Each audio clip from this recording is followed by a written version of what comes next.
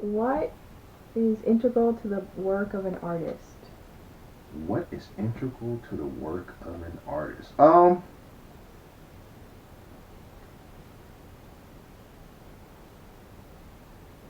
Vision. I think vision is integral to the work of an artist. But obviously, vision. I'm a visual artist, so I would say vision. But um, you have to have an understanding of what it is that you're attempting to do. Um, and having that vision will allow you to kind of stay the course as you're doing it. A lot of times, and I use myself as an example. A lot of times, I have 10 million ideas fighting all at the same time to get out and get done. And one of the biggest struggles I have is, I'm saying, to keep the main thing, and to stay on point with the vision. You know, just because I got 10,000 good ideas, that's great. But I still need to be focused on the one good idea or the one idea that I started the path with. So I think for any art, creativity and vision. You got to be creative, and you got to have a vision so that you can channel your creativity through. What work do you most enjoy doing? Wow. What work do I most enjoy doing? It's gonna sound selfish, but it's true. Mine. like, like, I, I do commissions, and I do commissions, and I work on different things for other people, um, and I enjoy it. It's not that I don't enjoy it. If I did, trust me, if I didn't enjoy it, I wouldn't do it. But I enjoy working on my stuff the most. It's a selfish answer, but that's the truth. What research do you do? What kind of research do I do in terms of reference material and or story material?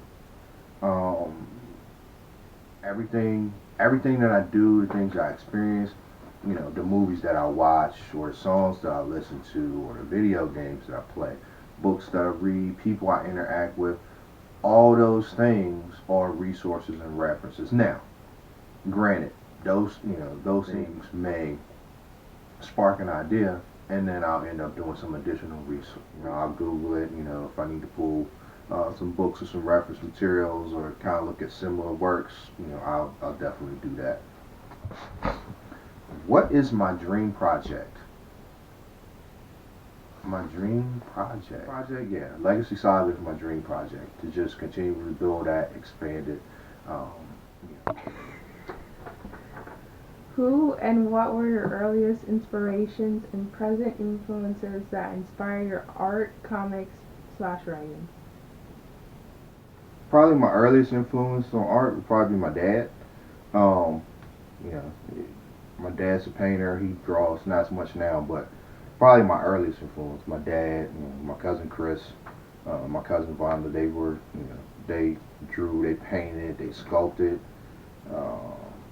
And comic books. I mean, we always had comic books around. And For the independent artist, how has technology affected the way you're able to do business or make progress on your art?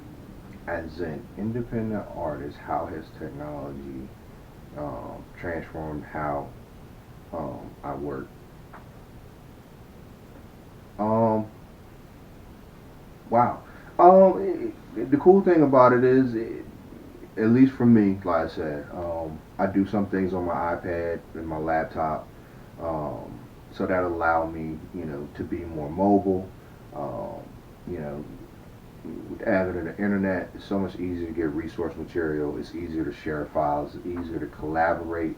Multitude of ways to collaborate, whether it's via social media, whether it's Facebook groups or Twitter, um, you know, live stream. You can FaceTime. So you can really get interactive with people who you're working with, and you don't have to be geographically connected. Like I can. So it allows us to be more flexible. Allows us to work collaboratively across, without borders.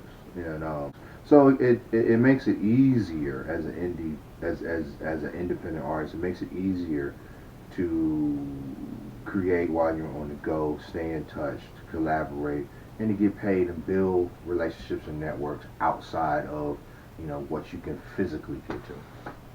I think How that's important is it to study your art, and how do you approach keeping your skills sharp? how important is it to study my art and keep my skills sharp? It's very important. I have to say, as an artist, you should always be growing, learning, improving. Um, you know, if you, as an artist, I think if you just keep doing the same thing and you just stuck in that one little block, to me, that would get boring for me. So it's always something new to learn, always something new to try. So I'm always pushing, trying to push the boundaries.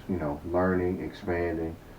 You know, I watch a lot of insights and interviews with other artists. You know what I'm saying? I study other artists to see what they do, how they do it, um, to see if maybe I can get a better understanding of something that I want to do, or a better way to do something I'm already doing. A lot of times, like I say, if I see an artist, using a tool or maybe a medium, or working in a medium, or doing something in a different way that may be better than what I'm doing, or may be different, and I never considered it, I'll give it a shot. And sometimes it works out, sometimes it doesn't. So I think you should always be growing. I mean, and pushing and challenging yourself. And the only way to stay sharp is to keep working. So you should always be. They always say you should always be drawing. You should draw every day. Um, Sometimes it's harder than people think. But yeah, you should be constantly drawing. You should be constantly ready to draw. Like I said, one of the things about the Journeyman Artist, it's not just a catchy um, tagline. It's a lifestyle. Most of the time, when you see me, I got things that I can do. I have things on me that allow me to create, whether it's a sketch pad or a Moleskin to write down ideas, or it's my iPad, or some other digital thing to kind of jumpstart some ideas while I'm going. It's I always try to maximize the opportunity to create. What techniques and tools do you employ to bring ideas to life? What techniques and tools do I use to bring ideas to life? Um, kind of anything and everything. Um, you know, at the end of the day, everything for me always has, and as far as I can tell, will always start with a piece of paper and a pencil. Um, that's always going to be the genesis of anything that I do, a piece of paper and a pencil. But that's not where it stops. You know, I attempt to paint. Never been a great painter, but I will attempt to paint. Definitely will ink some things and use markers and crayons.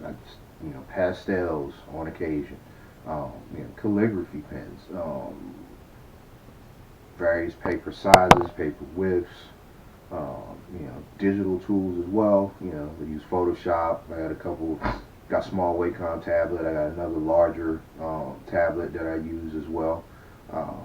Haven't gone completely digital, but I mean, for me, I do so many different things um, as far as create. It's not just drawing a picture. Sometimes I do limited animation. I keep trying to do 3D modeling, ain't really working out that great. But I also film. I take I film. I do photography. I've now gotten back to creating music on a small scale. Or at least break beats, instrumentals, that type of thing. Like for the Legacy Saga series, and whatever music that you'll hear for the intro or the background, interludes, and whatnot. I mean, that's going to be something that I created. So, I use a multitude of tools when I create. Everything from I got MPK, I use MPCs. I just whatever I can get my hands on. If it works and it creates something, um, I'll use it. And I'm always on the lookout for new tools to either make my process more efficient, more effective, or easy. There's nothing wrong with easy. I like easy if it can be easy. So, you know. But yeah, I mean, as far as tools, I use whatever I need in order to get the job done.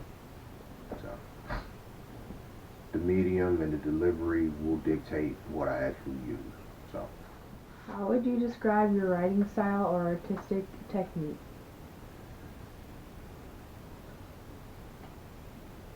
my artistic technique is trial and error.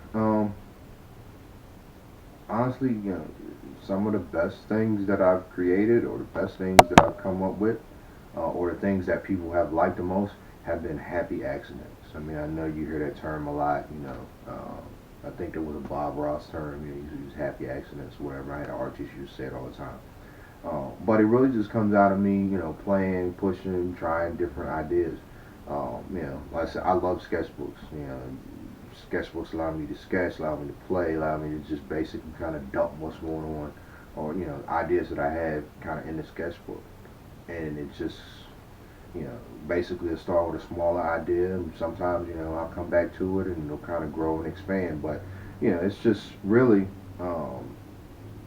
me just mining the things that I've done.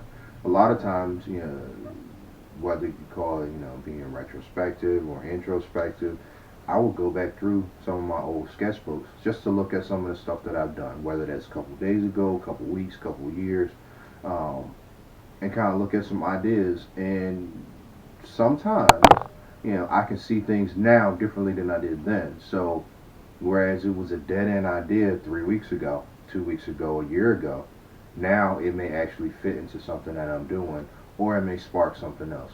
So that's kind of, that's kind of my process. And like I say, my mind's eye works kind of weird because I can look at the same thing as somebody else and see something completely different. So I'm always kind of, I always have a habit of cherry picking different things and kind of putting them together. I guess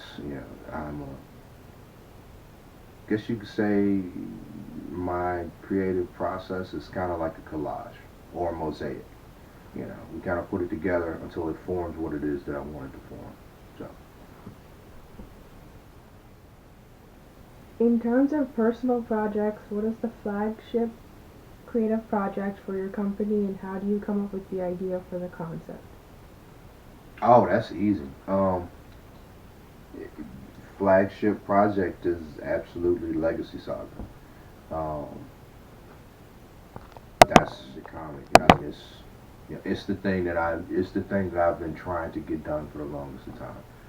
As I always say, I gain momentum on Legacy Saga, and life gets in the way, um, because this isn't the full time. This isn't the full time vocation for me. So there's other things that I do, and I have to try to find a balance between what I want to do artistically, what I want to create with the comic, and being a husband, being a father, working a full-time job, being a teacher, being an adjunct. So it's a nice balance in that. But that's the flagship project, and that's what we'll get there. We almost we're gonna make it work. The cool thing is a lot of it is documented with Inktober, and the drawing board sessions. The majority of those are basically me, time lapse of me working on Legacy Saga pages. So it's been a journey. But so that's kind of basically some questions that I've been getting, and that I've gotten, kind of wanted to expand upon it. Try to give a better understanding, try to be a little bit more interactive. 2018, I'm definitely pushing myself in all phases of my life to do some things that uh, I haven't historically done. Like I said, being on this side of the camera, being vocal, interacting, it's not something that I've done. It's not necessarily something that I'm the most comfortable with. So this is a big, huge, major step for me. But these were questions and conversations that I've been having with people, so I kind of wanted to share that with you guys. If you got questions, leave questions in the comment section. And like I said, subscribe to Drawing Board Sessions, and welcome to 2018. We're doing big things. So stay tuned, and we're going to push it forward.